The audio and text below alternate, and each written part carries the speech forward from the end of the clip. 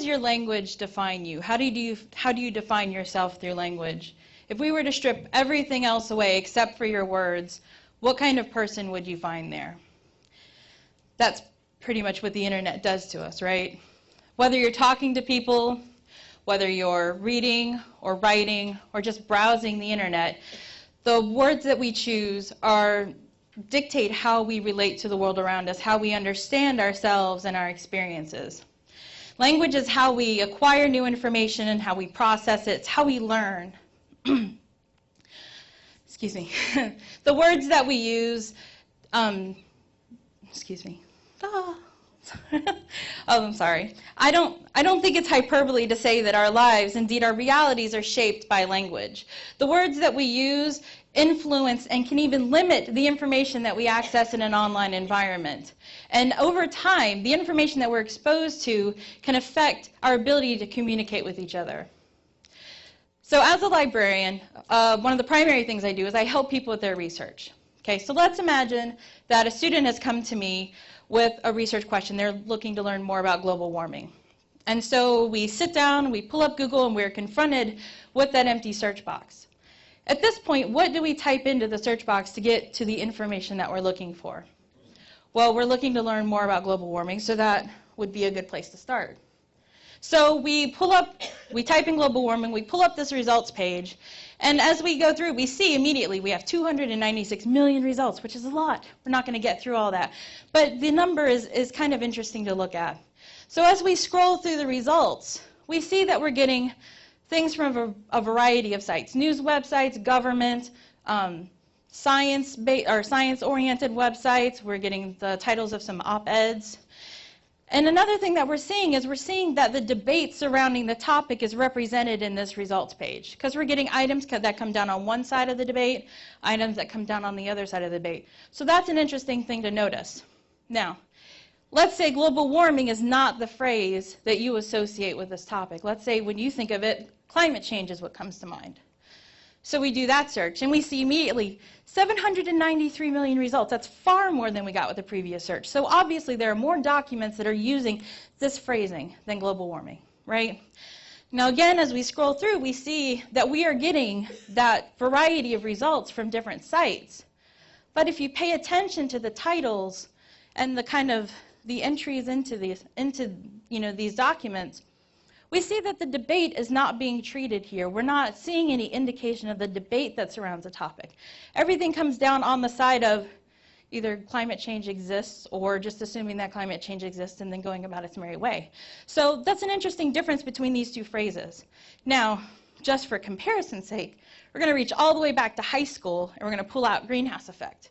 Just bring that out and put that into the search box. And we see when we search that, we get 35 million results, which is far fewer than the previous two searches.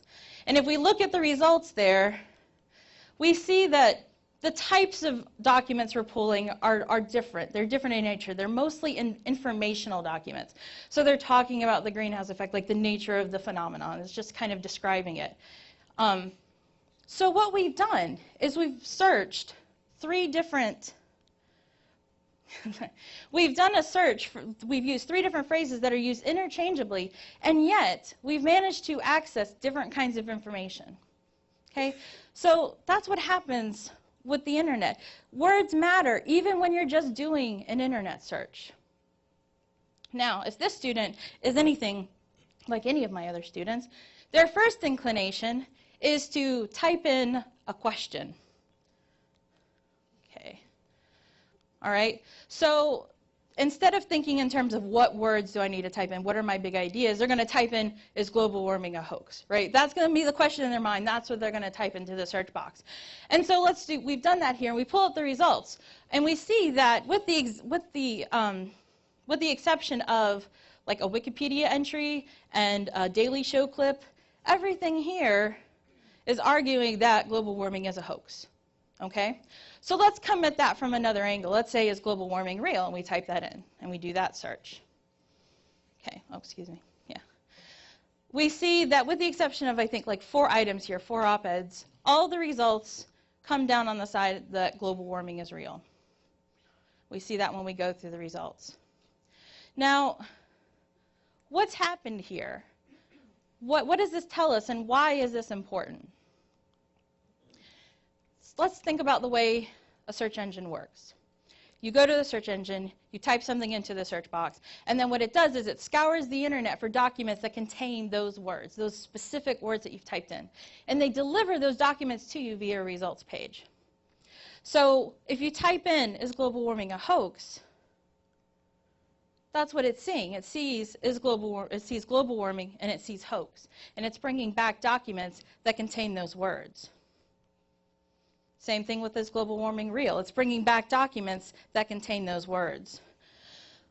We go to Google for answers, but Google isn't really answering our questions, right? It's taking the words that we type in, and it's giving us back what it thinks that we want to see. That's what it's trying to do. It's trying to give us what it thinks we want to see. So we're not actually asking a question we may think we are. We're phrasing it as such. But what we're doing is just typing in words for it to bring back to us. The internet is essentially an echo chamber. Whatever words you put into it are the words that you're going to get back.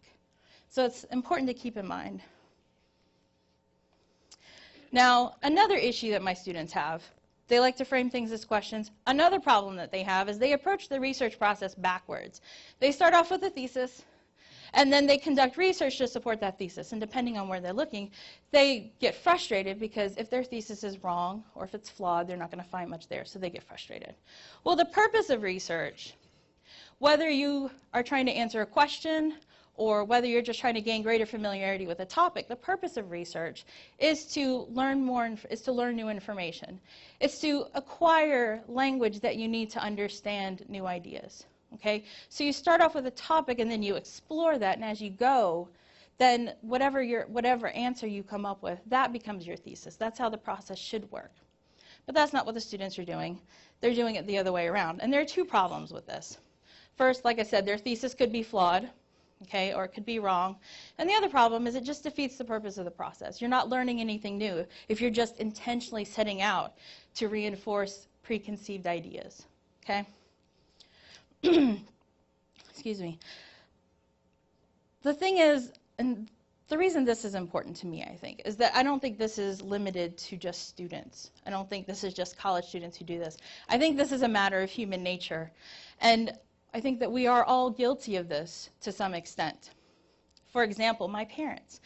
When I was growing up, we had encyclopedias in the house, right?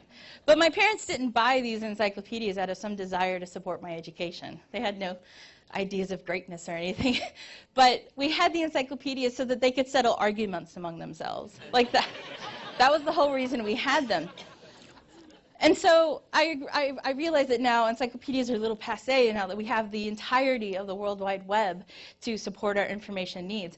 But I don't think human nature has changed all that much in the last 30-plus years. And so a lot of us are really using the internet in the same way that my parents used those encyclopedias. They're really just using it to kind of, reinforce. And so the thing about the internet, though, is that you can find something to support nearly any argument you could possibly make. Like anything, you could find support for it online. And so as long as you have two or more people who are more interested in being right than in understanding another perspective, then you have an argument that may never end. Sorry. Okay. So this is, sorry, I'm catching my bearings. So this is an issue where that connection is missed, right? You have people who are talking, but they're not making that connection. They can't come to any sort of resolution. But then you have these other moments online where you're reading something and you're like, oh my God, this person has read my mind, but they're able to articulate it in such a way that you never could. And so in that moment, there's that connection. You validate each other, and you look at them, you look at what they say, and then you kind of adopt their language. Their words become yours because it helps you to express yourself. And that's what we look for when we're searching the internet. We look for that feeling of validation, that connection that we make. When we look for those sites that not only seem like they're speaking to us, but they seem like something that we could have written, right? That's important to us. And so we collect these sites. We gravitate towards them, and we go back to them over and over again. And over time, we build this kind of digital environment around us, right? We actively look for these sites, and we kind of build this around us to the point to where we can just kind of sit back and let the information just come to us. We don't really even have to work for it anymore.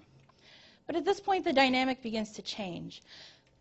As we transition from active information seeker to passive consumer, then our words, our language ceases to kind of influence our worldview or our ideology, and instead, our worldview ceases to affect our language, and instead our language begins to affect our worldview. Because as issues arise, as news is made, immediately we're kind of spoon-fed this language, these opinions, even before we've had a chance to form our own opinions, because we're getting it. It's kind of coming at us whether we want it to or not.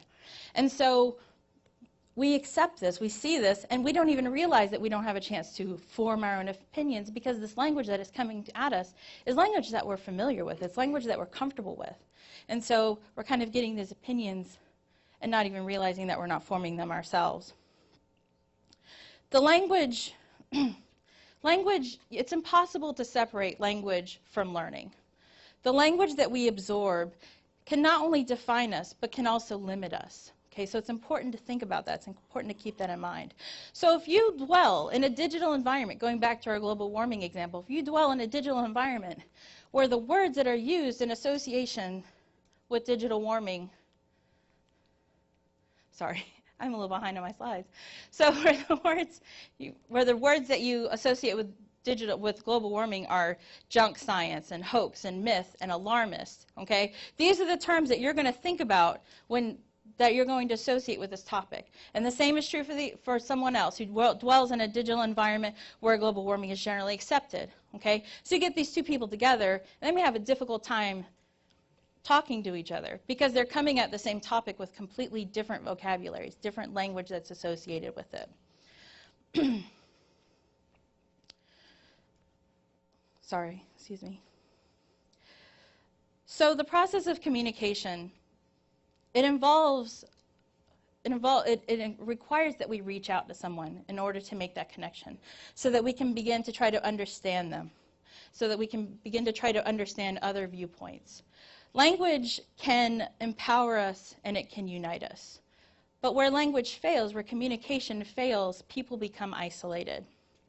We see this exemplified in the book of Genesis, where we have the story of the Tower of Babel. So the people decide that they're going to build this tower, right? It's going to reach up into the heavens. And it's a pretty audacious goal, right? And so, but they come together and they begin to build this tower and they make great progress. And then God kind of comes over and he looks down. Whoops. And the Lord said, "Behold, the people is one, and they have all one language. And this they begin to do, and now nothing will be restrained from them, which they have imagined to do." And God decides, well, we can't have this. We can't let this happen. But he doesn't destroy the tower, right? He doesn't do that because they could always just rebuild it. What he does instead is he destroys their ability to communicate. He reaches down and he confounds their language and scatters them across the earth, right? That's what happens. It's a more powerful thing. So along with everything else that language is and does, it's how we get things done. Language is essential to our progress. It's how we learn, it's how we create, it's how we build. If we can no longer rely on our ability to communicate, if we lose that, then we risk losing everything that we've managed to build together. If we can all just learn to be more mindful of our language, of the words that we use, then, if we can all be more mindful of that, then the realities that we construct with our words, if we think about that a little bit more as we go, then we can use our words to begin building communities instead of fortresses and bridges instead of walls. Thank you.